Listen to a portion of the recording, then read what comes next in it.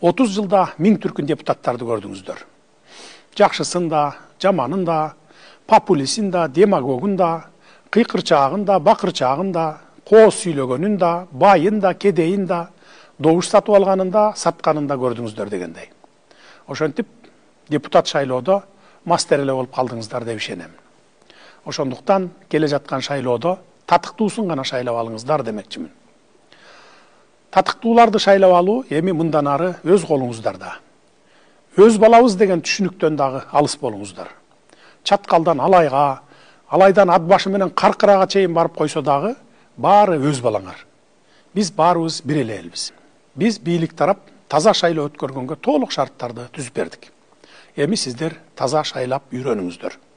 Добушуңуздарды сатпаңыздар. Добуш сатып алам деп келген талапкерлерди эл арасына алып чыгып, катуу уяткарыңыздар. Экинчи, добуш сатып алам деп келбегендей кылыңыздар. Жол, мектеп, бала бакча салып берем, же асмандагы айды алып берем дегендерге таптакыр ишенбеңиздер.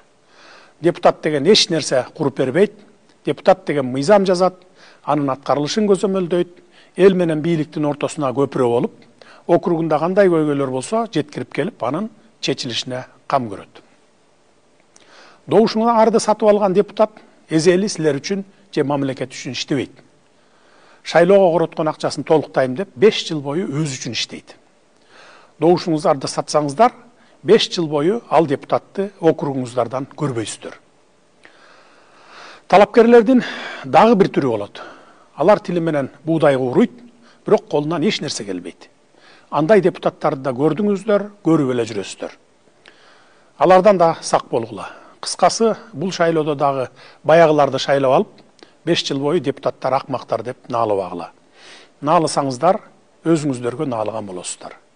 Кимдерди шайласаңар да, алар силердин өзүңүздөрдүн 5 жылдык депутатыңар болот. Мындан ары мурдагыдай партиялык тизмеге кире калып, $1 миллион бере салып, эч ким тааныбаган эле бирөө депутат болуп келген башаламан система жок. Мындан ары депутаттарды түздөн-түз өзүңүздөрдүн араңыздардан шайлап аласыздар. Биз бийлик талапкерди эл өзү тандап алсын деп толук шарт түзүп бердик. Эми өзүңөр жаңылбай тандап алып, анан шайлаңыздар.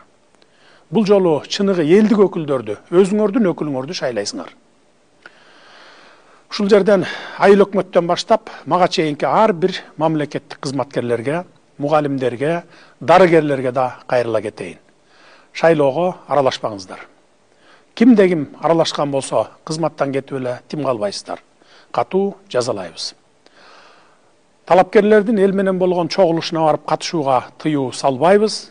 Чогулуштарга барып талапкерлердин программасын угуп, анан жүрөккө жаккан талапкерге добушуңуздарды бере берсеңиздер болот. Бирок үгүт иштерине катышпаңыздар. Баланча талапкерди өткөрөм, түкүнчө талапкерди жыгам деп чуркабаңыздар. Бул шайлоону калыс катары башынан аягына чейин жеке өзүм көзөмөлдөймүн. Эгер кайсы бир округда адилетсиз иштер жаралган болсо, борбордук шайлоо комиссиясынын териштирүүлөрүнө жеке өзүм барып катышам, же комиссия түзүп, ишенимдүү кишилеримди жиберемин.